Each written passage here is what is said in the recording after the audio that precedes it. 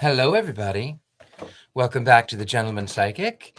I like to start just a few minutes early so that we can hear the lovely clock sound. And I hope you're doing well. I see we already have Jeff is here and Ms. Whiskey. Hello, hello, welcome. And I know that you are excited as I am. So tonight we are going to continue reading the story that my friend wrote, Bryan Beaunoyer. You can find this book in the description, so you can find it and buy it. Hello, Laura. Good to see you here. Hello, hello. Welcome. I am looking forward. Hello, Amy Edwards. Greetings to you, my friend. Hello, welcome. Erin, good evening. Good evening. Good to see you. I am so very lucky to have you as my friend. I hope that you have had such a great day. Mary Jane, already there. Good evening. Hello. I'm at a team building and am so glad that I'm here. I'm so glad that you are too. You know, I'm very lucky that you are in my world, all of you. Good evening and good evening. I am so lucky that you are my friends. I am so lucky that you are here. I am so grateful that you enjoy story time. And thank you for all of the likes, the comments, the shares. While we have another moment, we have about another minute before the bell goes off. So I want to talk about some things that are coming up. No power in my home, so I'm going to listen to you. Thank you, Aaron. Lovely. Good evening, Mr. Maxwell. Good evening. So I'm going to be in Atlanta, Georgia on the 2nd of September for a 1920s burlesque, decadent, gothic evening. So if you're in the Atlanta area in September, I would love to see you. I will be in Youngstown, Ohio, coming up in October, the end of October. So I would love to see you. I would love to read for you. I would love to meet you in person. So if you're available, I'd love it. I've got a few other things that are going on in my world. Oh, here goes the clock. I'll let it go.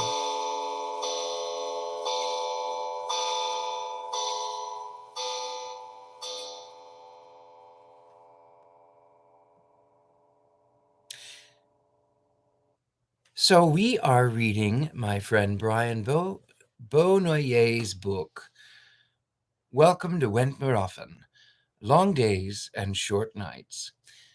We were leaving on chapter 12, and I think, my dears, we just jump right in. So if you have your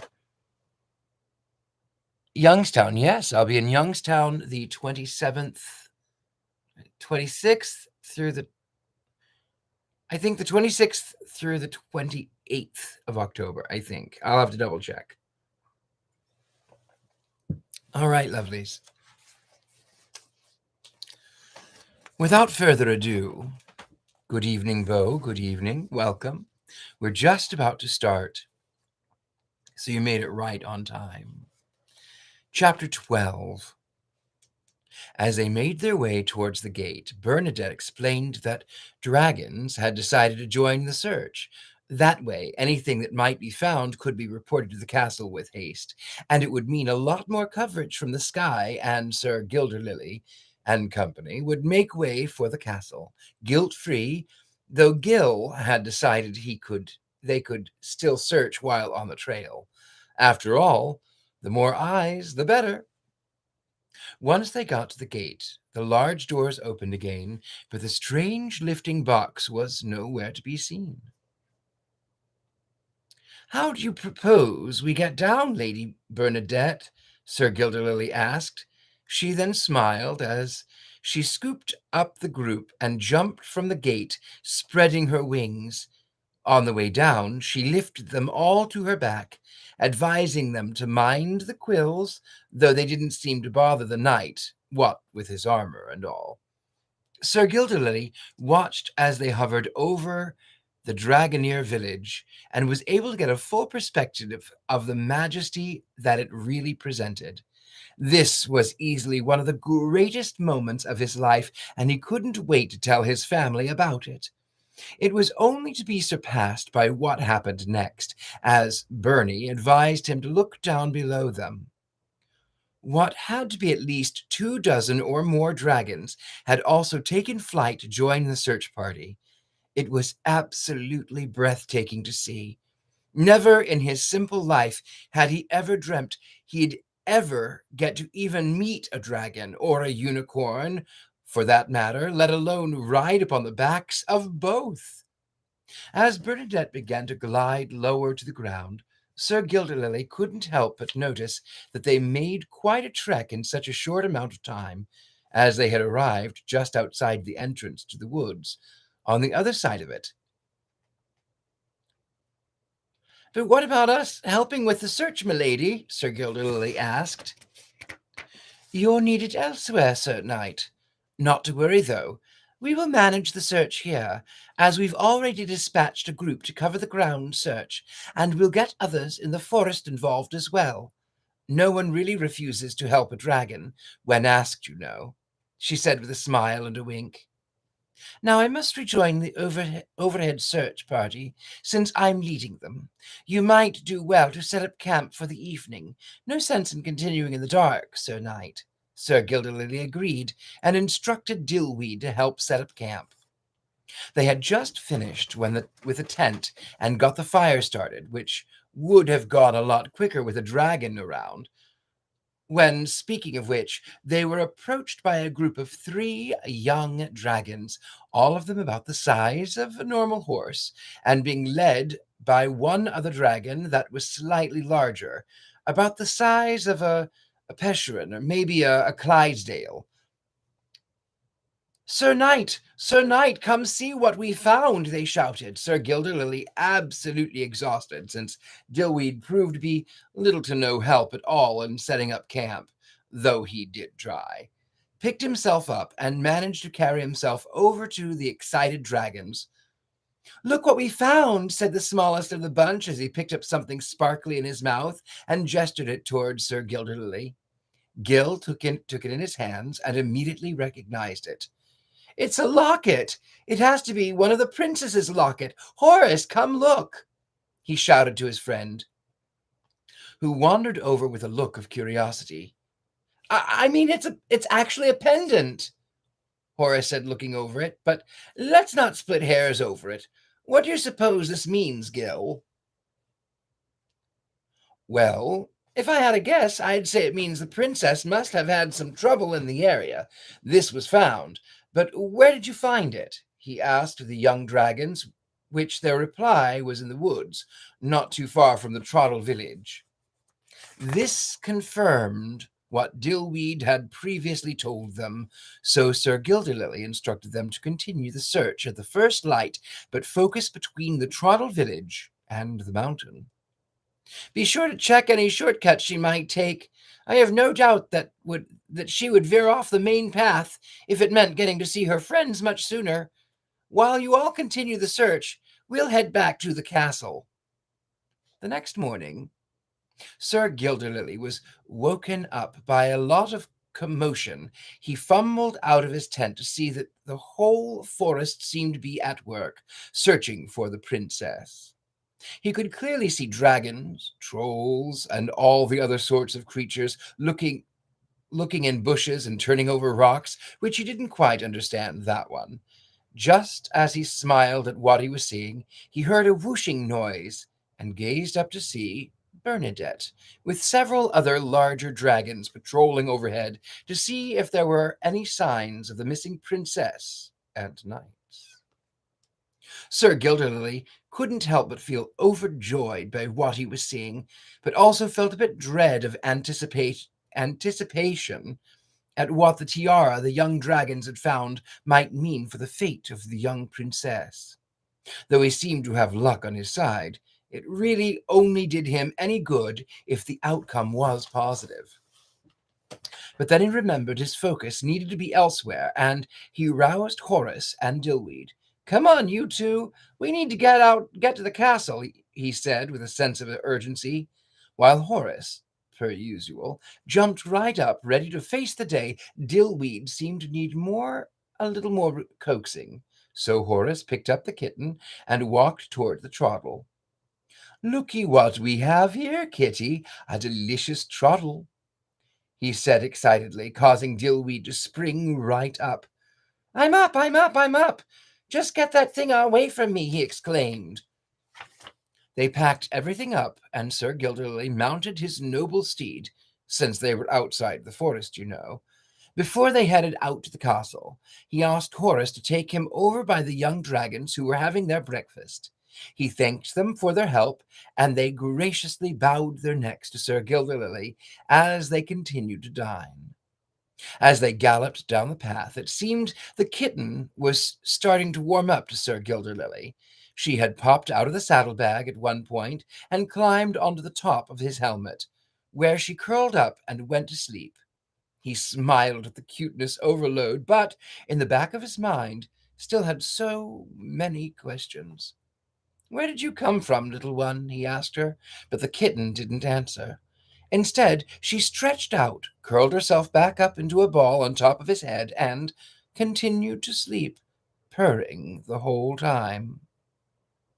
As they traveled along the trail, they saw more travelers coming from the opposite direction. Unfortunately, as they drew closer, they could see that it was the same two presumed hunters they had experienced a previous encounter with. Sir Gilderlily was mortified, but instead of panicking, he took a deep breath, patted Horace on the head, and whispered, "Just act natural, old buddy, and stay calm for the love of Ivy." He certainly didn't want a repeat of the last time they saw each other. Despite being a knight, he was outnumbered, outsized, and, most likely, outmatched in skill. Any type of physical confrontation was definitely out of the question. As the two groups drew closer together, Sir Gilderlily could see one of them hit the other on the shoulder and point towards them. "Hey, you! I remember you!" one of them shouted. Nervous, but trying to maintain his cool, Sir Gilderlily simply hailed back at them. "Ahoy there, gents! How goes the travels?" Once they got within normal speaking range, they signaled for Gil to halt. "We remember you and your horse here from a few days ago," the bigger of the two said. "We have questions, we have a question or two for you, knight, if you don't mind." Gil, still playing calm, shrugged and nodded in agreement and asked them to proceed.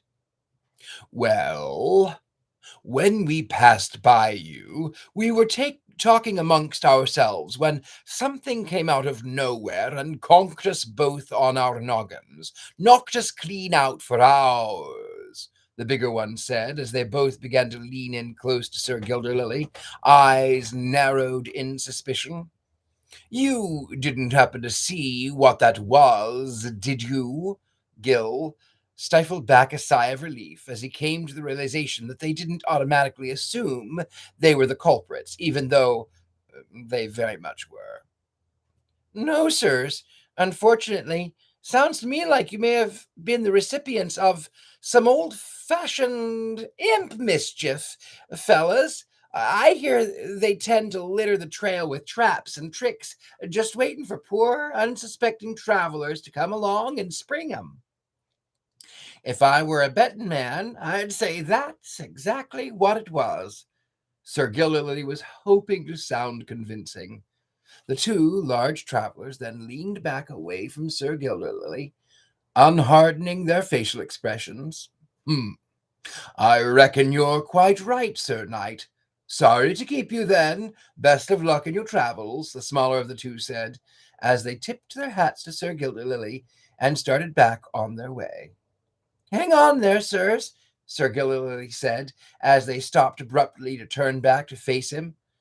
You two didn't just come from the castle by chance, did you?" "Well, not the castle itself," the larger one said with a puzzled expression, "but we made it to the village. we weren't allowed inside the castle. Something about an old something about an infestation, so we're told. Know anything about that?" Gil nodded. "Indeed I do, and I was just headed there to address it," Gil said. The two travelers wished him luck once again, and then turned and continued on their way. Sir Gilderlily looked up towards the kitten, still resting on the top of his head. "Something definitely feels off about all of this, little one. Horace, let's get to that castle post-haste." To which Horace nodded, took off as fast as his stumpy little legs could carry them, which was surprisingly fast. Chapter 13. Horace could feel his heart racing as he booked it towards the castle. He had never run this fast before, as he never really had need to, and wasn't even sure he was capable of it. There was just something about Sir Gilderlily's passion and determination to take on whatever was thrown at him, despite his size, which seemed inspirational to Horace. He wanted to try harder to be the unicorn he knew he was capable of being, so as not to disappoint his new best friend. They arrived at the castle gate when Sir Gilderlily signaled Horace to halt. Horace hit the brakes hard enough that it sent Sir Gilderlily tumbling forward, right over Horace's head. Horace was horrified at what he had done, but it didn't seem to even faze Sir Gilderlily, as he simply picked himself up and brushed the dust off his armor, seemingly distracted or possibly focused on something else. "Horace, you and Gil can go ahead and drop your disguises now. You should both be safe within these walls," he said as they shifted back to their normal forms. Just then, Alberton came bursting through the front doors of the castle, looking happier than ever to see his gallant friend. "Oh, Sir Gilderlily, my fine lad. Oh, you're a sight for sore eyes," he exclaimed as he extended his arms in welcome to him. To which Sir Gilderlily did the same. He then turned to the rest of the group. "Oh, so it's true then. You've managed to find some help in your quest, and this must be Horace.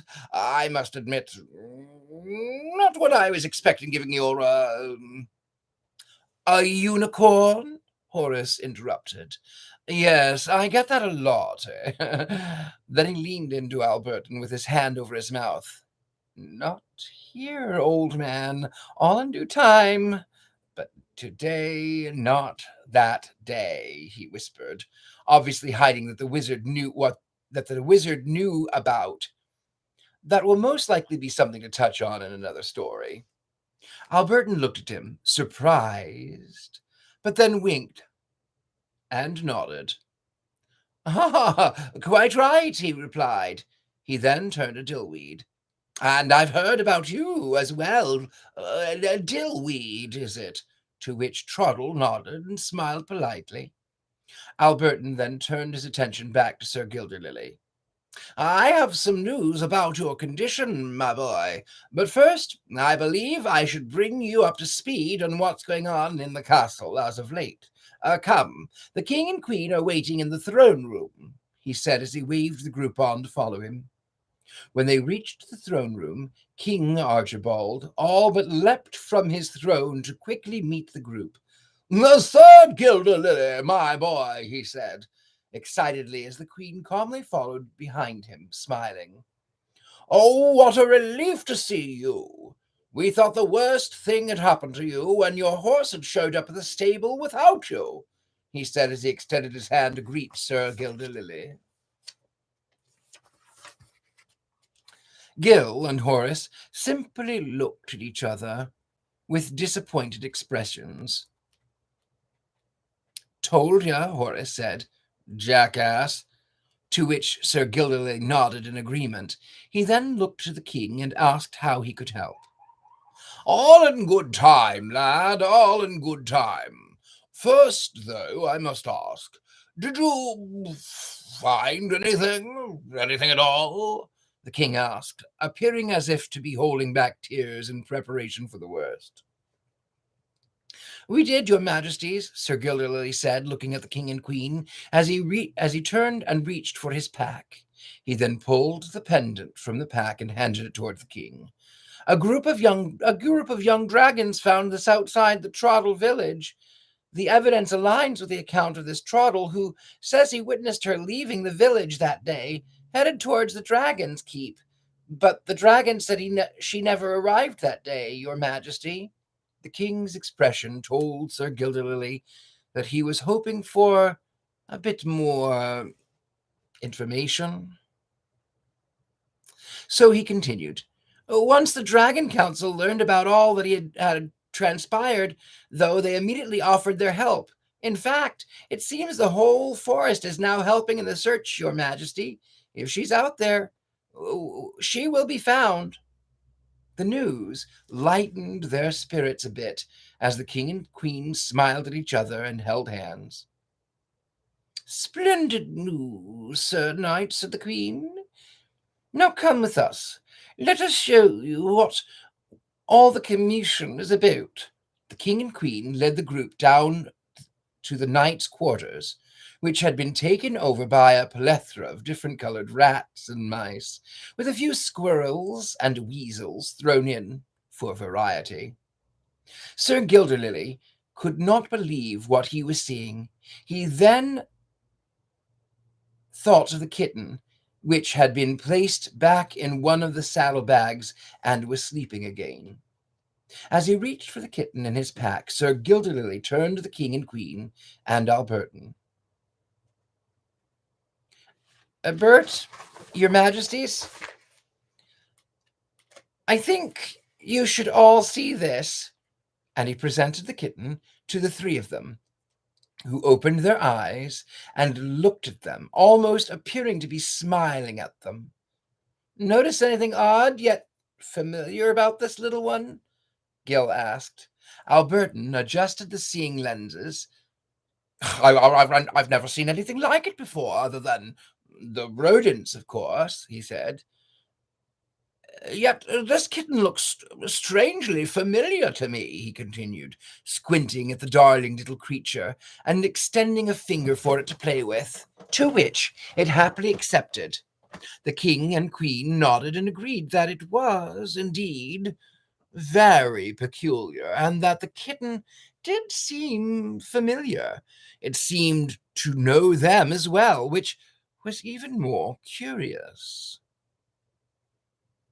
"So, what do you make of this, Alberton?" said the queen. "Do you suppose the two are somehow connected?" Bert looked inquisitively at the kitten. "Oh, I have no doubt whatsoever. The real question, though, is how they are connected." He paused in the thought, then looked to Sir Gilderlily and his group.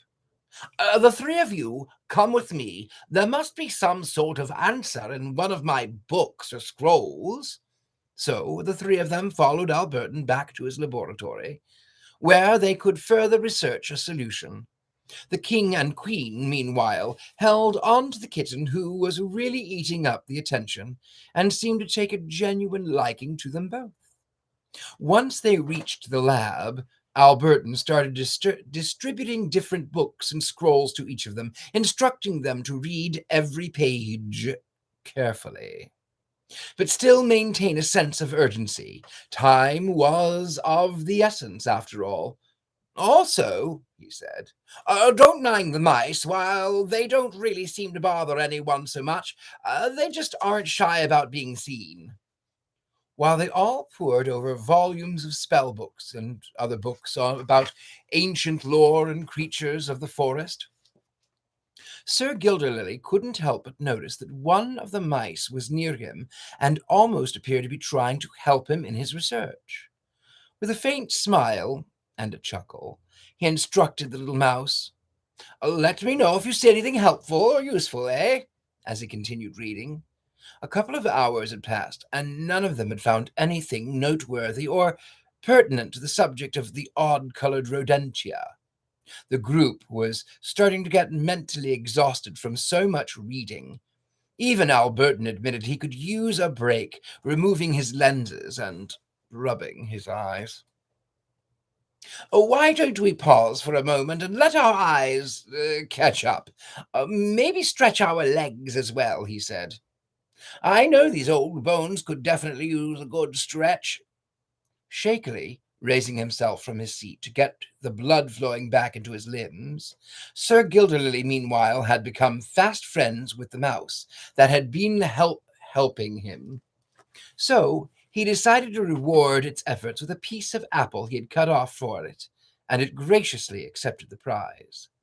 Dillweed decided the best practice would be to seize the opportunity to take a power nap, asking that they wake him in 15.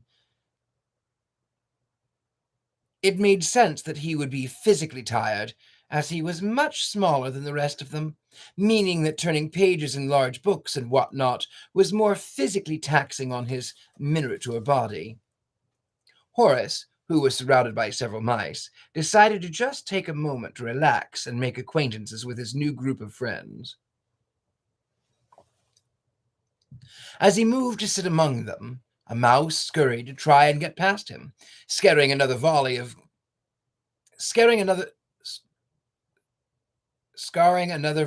gas out of the unicorn.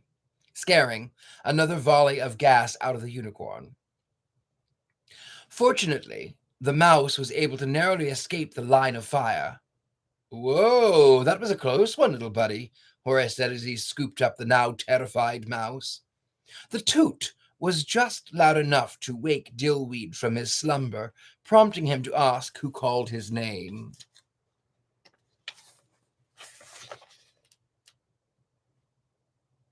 Oh, well, on that particularly stodgy note, Alberton said with a slight chuckle, perhaps we should get back to it, eh? He paused as he moved back towards his research area, smelling the air. That smell, he said.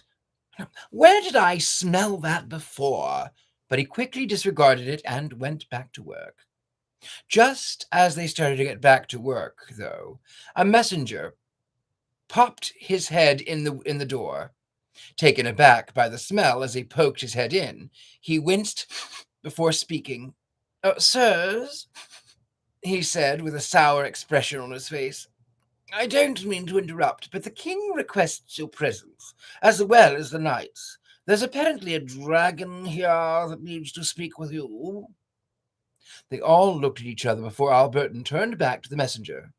All right, then, we're on our way now. Horace agreed to attend as well, since he was on particularly good terms with the dragons.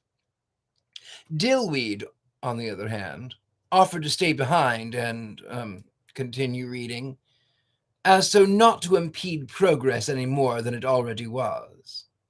When the three arrived in the throne room, they were greeted by the king, queen, and Bernadette, who looked to have some interesting news at the very least. Thank you for getting here so promptly, wizard. It's good to see you again, Sir Knight, she said, bowing her head to them both. She then turned to the king and queen. Your Majesties, unfortunately, we have yet to recover the princess or any of the knights. The search continues, though, and it will not cease until we have results. In the meantime, the Troddles have agreed to help as well, and I've been informed that the chief was well on his way here to meet with you, and should arrive at any moment. In the meantime, She paused as she spotted two of the odd-colored rodents coming out from behind the king's throne, almost appearing to try to catch her attention. She stared at them with a very concentrated gaze before her eyes began to slowly get bigger. Horace, concerned for his cousin, tapped her front foot. Bernie, you okay? Those rodents, they remind me of someone or something from my past. In fact, they remind me quite a bit of your kitten, Horace, she sighed, snapping out of her trance and looking down at Horace.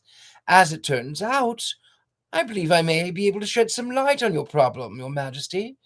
But before she could elaborate, there was another voice that came from behind all of them. "Did I come in at the wrong end of the conversation?" said the small, older-sounding voice. Everyone's eyes followed the sound in the direction from whence it came. There stood an elderly Trottle, roughly 9 inches in height. He had a headdress made of leaves and twigs that sat upon a head full of disheveled graying hair, with bushy eyebrows barely covering his tiny eyes, and a beard to match.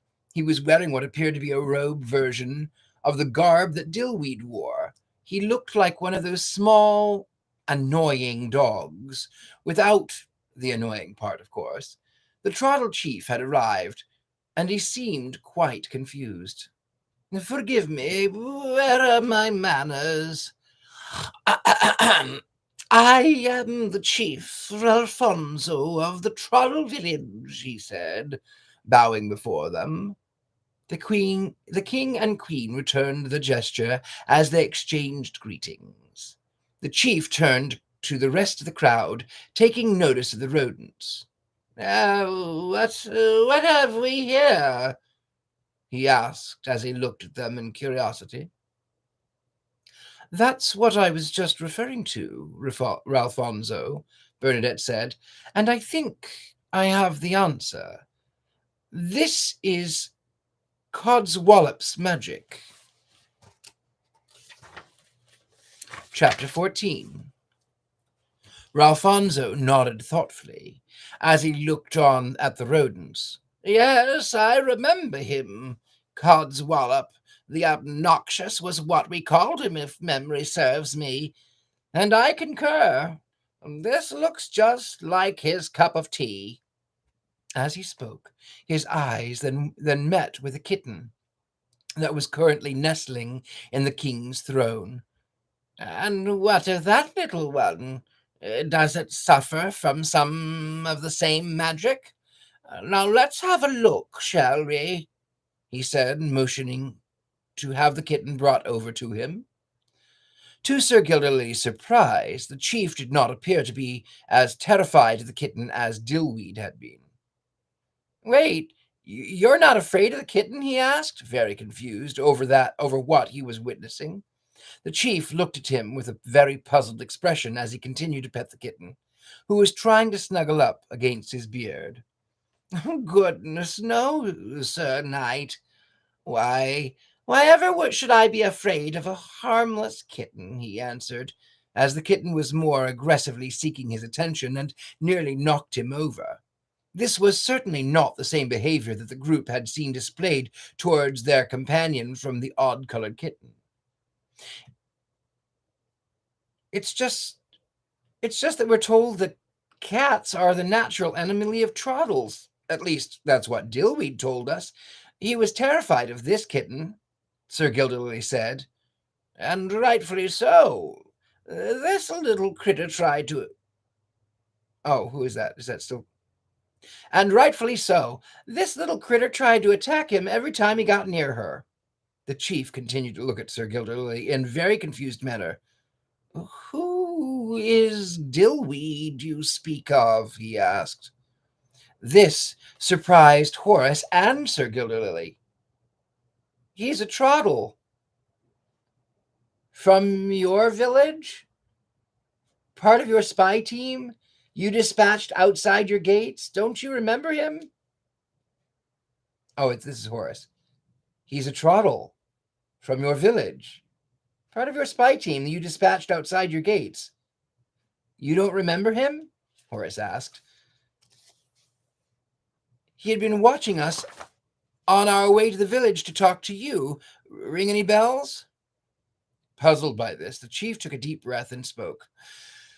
"My dear friend, I've been the chief of Trottle village for over 2 centuries, and I know for a fact that there is no one of our tribe by the name of Dillweed, nor did I have, what did you call it, a spy team?" Horace and Sir Gilderley looked at each other, then at everyone else in the room, who were just as perplexed as they were. They decided it was best to find Dillweed and question him, but they didn't have to go very far, as he was sleepily entering the throne room. "Hey, guys, I just went through all of those books and Oh, he stopped himself sharply as his eyes caught the presence of Chief Ralfonso, who was staring at him in a very uncomforting manner. What's going on here, fellas?" he asked nervously. He gave an uneasy chuckle as the group started to surround him. As such, it would be pointless to run. He could tell by their unfriendly expressions that his ruse was up. "Just exactly who or what are you? I demand to know this instant," the king said, fuming. Everyone else nodded in agreement. "Very well, your majesty," Dillweed said mockingly. "If you must know," he continued calmly and with an almost sinister undertone, his lips slowly curled into a creepy, twisted smile. He stood up as tall as he could, holding his arms outward as he did so. His skin tone began to change to a very pale purplish hue, and his ears grew longer and pointier. His short, dark hair restored itself to its full length, turning white in the process, past his shoulders, and his clothes of various shades of green seemed to rot like leaves on a decaying tree into dark browns, grays, and black. As Dillweed was no troddle, he was an imp. The group gasped as the impostor revealed his true self. "This feels so much better," he said, stretching and cracking his neck. "I was wondering how long it would take you bunch of twits to figure it out. It was almost mind-numbing, watching all you fumble about. I almost gave myself up just to make it interesting. This was a level of confidence that had not previously been displayed." This was a level of confidence that had not previously been displayed by his alter ego, but typical of imps. "So you're the one behind all of this?" Sir Gildersleeve asked, feeling betrayed. "Why, though? What's the point? I mean, I know you lot are known for your childish pranks, but why now? When the kingdom is already under so much duress from the missing princess and the knights, is Dillweed even your real name?" The imp giggled inside. "Oh, Sir Gildersleeve, my little half-knight friend. Yes, that's my real name. And as much as I truly do like you, sir, you really are as thick-headed as the rest of the lot here," he said, as he looked thoughtfully at Sir Gildersleeve. He knew that given the proper amount of coaxing, the young knight would most certainly be able to put the pieces of the puzzle into place, and Sir Gildersleeve did not disappoint. He watched as Sir Gildersleeve's facial expression changed from anger and frustration to wide-eyed realization. "Those aren't animals, are they?" he asked Dillweed. Dillweed said nothing. He just looked back at Sir Gildersleeve with that creepy smile. Again, fidgeting his fingers. "Are these knights?" Sir Gildersleeve continued in hopes that the imp would eventually answer him as he looked around the room at the rodents that began to gather around them. He had apparently asked the right question, though, as Dillweed broke out in a joyous, almost maniacal laughter.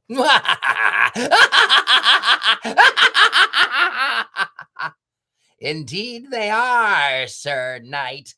Bravo," he said, no longer able to contain his laughter. The room was now in uproar. "And what of our daughter, you little fiend? What of the princess?" the king asked, unable to give a direct answer, though, as he was still laughing and unable to speak, Dillweed simply pointed towards the kitten, who also appeared unamused now. The king and queen nearly fainted at the gestured reply, but managed to keep themselves together as they immediately ran over and picked up their daughter. Alberton, what can be done? Surely you must have a cure, the Queen said, beckoning the wizard. Well, if it's a simple transfiguration charm, Your Majesty, I'll have them back by sundown. Now, let's see. He looked around and then stooped down and picked up a yellow and blue polka-dotted rat. With wand in hand, he pointed it at the rat and chanted a few unintelligible words. Nothing happened. Dillweed, still laughing, managed to stop just long enough to sarcastically wish the wizard the best of luck, leading him to laugh even harder. Alberton was baffled. I just don't understand, he said, scratching his head. That should have reversed the charm. Then he looked at Dillweed. Unless this must be old imp magic. He looked at the huddled masses. I believe I have a volume on this in my laboratory. I won't be but a minute. But as he began to dart out the door to his tower, Dillweed stopped him. Correction, wizard. You had a volume on imp magic, and it wasn't a particularly good one, he said, smiling, but only nervously laughing now. He knew this would not sit well with the old wizard. Chapter 15. I threw it in the hearth when I got cold earlier, Dillweed explained. Alberton, furious, began charging toward him. Dillweed held out his hand to halt him. But I will make it simple for you, he said, which brought the wizard to the halt that Dillweed had hoped for. There is only one cure for ancient imp magic like this, he said as he started to chuckle again. Oh, well, what is it? Out with you, loathsome troublemaker, Alberton said, shaking in anger. Oh, don't ask me what it is, wizard. You should ask the unicorn, he said, and he turned to Horace and started laughing again. You know something of this? Alberton asked, turning his fiery gaze at Horace, who never felt more confused in his entire life. What? No. Why on earth would I? And then it hit him. Oh, for Pete's sake. Seriously? He exclaimed, looking at Dillweed.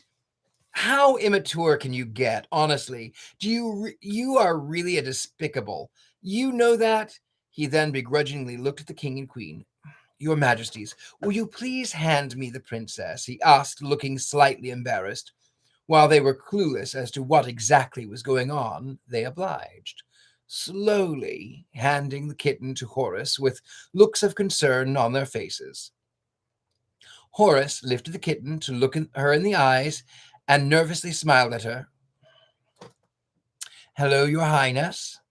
Listen, I am so sorry for what I'm about to do, Your Highness. I really am, he said as he slowly moved the kitten down and around behind him. The princess looked absolutely terrified as the fur was suddenly blown back by a burst of rainbow fog that erupted from his posterior. Alberton sniffed the air again. Now that's where I know the smell from, he exclaimed as he finally remembered the smell from the day when he was headed to the castle to consult the king. The kitten coughed and gagged as Horace sat her down, and she began to change. In a final puff of heavy white smoke, the kitten was gone. In her place stood the angriest little princess you've ever seen. She began to stomp towards Dillweed with very focused and angry expression on her face. You tricked me. It'll be funny, you said, but that wasn't funny at all. You mean little jerk, she said as she then proceeded to try to grab the imp's throat, being thwarted by Sir Gilderlily. Well, to be fair, Your Highness, Dillweed said.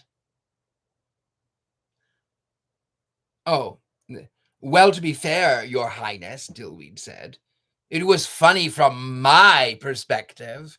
This statement didn't do Dillweed any favors and just made the princess angrier and earned him an exasperated look from Sir Gilderlily. Who's saying this? Your Highness, please, violence doesn't solve anything. I know you're angry about what he did, and he deserves to be punished, but we can't lower ourselves to his level. Trust me, I know all about how unexpected transformations can be less than convenient, he said to her. She paused and looked up and down, remembering that he was also quite unusual looking himself. You're right, Sir Knight, she said, composing herself and straightening out her dress. But why didn't he change you like he changed the others? She asked, looking from Sir Gildersleeve to Dillweed. Believe me, Princess, I tried, Dillweed replied. But that fancy, shiny armor of his must be protecting him from imp magic, somehow. He continued while slowly removing his hands from his throat, which he was trying to protect. Everyone else looked at Alberton. After all, it was his enchanted armor. Yes. Well, that is something I believe I can elaborate on. But first, Sir Unicorn, would you be so kind as to help us turn all the knights back as well? Alberton said as he looked to Horace. Horace nodded and agreed to help. They decided to gather all the knights into one room, apologizing to each one of them for what was about to happen. Then Horace would follow in and shut the door behind him to make sure that nothing escaped, and the knights got the full force of the blast. Once the doors were sealed, Alberton gave the go-ahead, and he could hear what sounded like a large, deflating balloon, followed by a lot of coughing and gagging. Once he was certain the room had cleared out, he opened the doors to reveal a room full of grimacing knights. Alberton, quite quiet and wanting to avoid confrontation from them, whisked himself away nervously, waving and apologizing to them as he left the area. Now then, Alberton said, once he was back in the throne room. About that armor, he placed his hand on Sir Gildersleeve's shoulder. In my research, I found some interesting articles about enchanted armors, and, unfortunately, this is not an enchanted armor, it's a cursed one. It's not just any curse either, it's a codswallop prank, I'm afraid. I only recently found the answer just before you arrived. Unfortunately, I could not locate anything that told me how to cure it, he said sadly. I'm so sorry, my lad. The room became solemnly quiet for a moment, giving Sir Gildersleeve time to process his misfortune. But Dillweed, in an uncharacteristic display of sympathy, broke the silence. Wizard, do you happen to know where imps learned their magic? He looked from Alberton to Sir Gildersleeve, as even he wasn't so cruel as to let someone of which he genuinely grew to think quite highly of, suffer a curse they had no control over, despite how ingenious and yet inadvertently helpful it was. You know, I could easily look a bit of history up, if only I had a volume on imp magic, but as I recall it, it was set ablaze in lieu of the copious amounts of firewood that was available in order to keep fake. Oh, that was him. You know, I could easily look up a bit of that history up if only I had a volume of imp magic, but as I recall, it was set ablaze in lieu of copious amounts of firewood that was available in order to keep a fake troddle warm, Alberton said quite sharply and sarcastically at the imp. I deserved that, Dillweed said, nodding in approval at the clever quip. Well, at least I can do is make up for to tell you. Codswallop himself taught the imps long ago the art of magical pranks. Before then, we just did the usual of setting nets and traps, or maybe stealing one sock of a pair just to inconvenience travelers, never to actually harm them. The same goes for the princess and the knights. When they changed, the initial shock of the prank set them running off. When I found Gil and Horace, I was looking for them myself, but was unable to locate any of them. But rather than just tell these two, my imp nature took over, and I just let it play out. My apologies to everyone, he said, seeming very sincere. But Given you know the origin of our magic and its cure, he continued, gesturing to the wizard to finish, we just need the unicorn to flatulate on Sir Gilderoy. Oh, that was him. We just need the unicorn to flatulate on Sir Gilderoy, Alberton said excitedly, as he looked at the knight. How about it then, my lad? As much as he liked the thought of being his taller self again, and disliked the idea of a unicorn fart bath, he reflected on everything he had gotten to experience because he was of his unfortunate transformation. He looked at his hands and felt over his face, giving it much thought as he quietly looked up at Alberton. No. You know what? I like the new me, actually, and I've grown quite accustomed to my new size. I think I look quite heroic despite my stature, he said as he smiled and cheered up. Besides, if I hadn't donned that armor, we never would have been able to solve the mystery, and I never would have met my new best friend in the world, he said as he looked over at Horace. Oh, you're my best new buddy in the world too, Gil, he said as he ran over to hug Sir Gilderoy. Amidst the cheering in the name of friendship, the king interrupted the tender moment. Well, now that that's all settled, I believe we have one final matter to attend, he said as he looked at Dillweed. Your crimes cannot go unpunished, imp, even if that is part of your nature. Your punishment should be just as fitting of the crime committed. What do you say, Alberton? Dillweed looked up at Alberton, whom he knew was none too pleased with him presently. Your Majesty, I believe the punishment for the last similar incident was exile from the kingdom, he said, looking down at Dillweed with raised eyebrows. Dillweed gasped. He didn't want to leave his home, despite what others might think from his actions. But I believe I have a better idea, he continued. It seems that I am now in need of a new book of imp lore magic, and what better source for accurate information on the subject than the very being it pertains to? This one seems to be quite knowledgeable, particularly on the old magic and lore.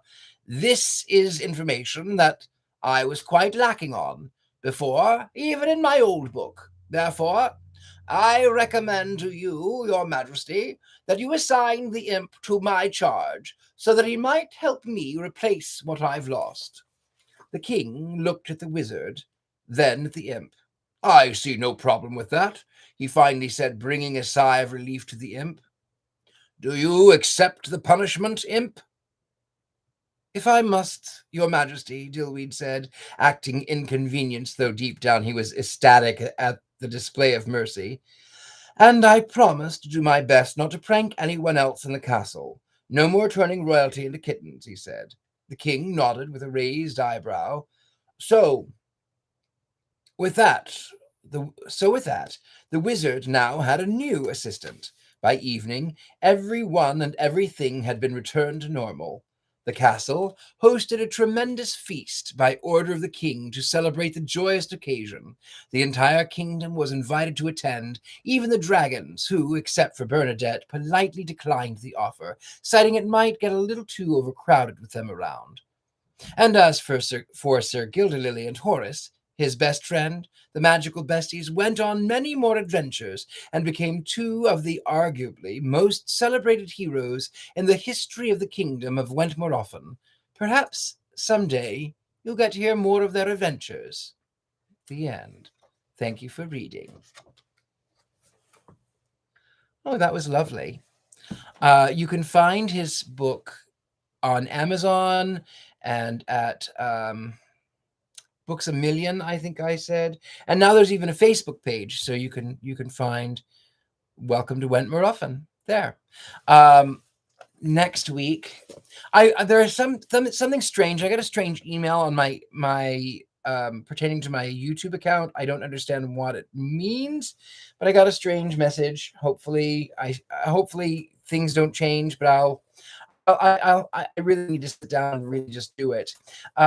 But next week, when we take up reading again, we are going to be doing The Devil's Letters to Mary MacLane, So you don't want to miss this one. We'll be back on our devil theme next week. And this one is interesting. It's 1903.